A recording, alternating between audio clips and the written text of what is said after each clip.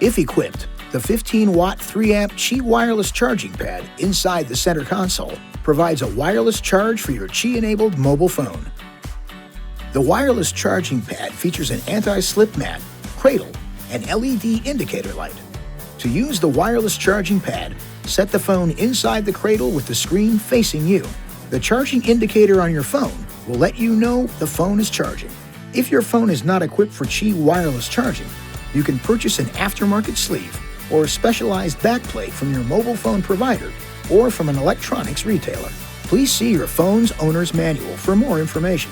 Please also be careful never to place your key fob on or within 6 inches or 15 centimeters of the wireless charging pad. Doing so could cause excessive heat buildup and could damage the key fob.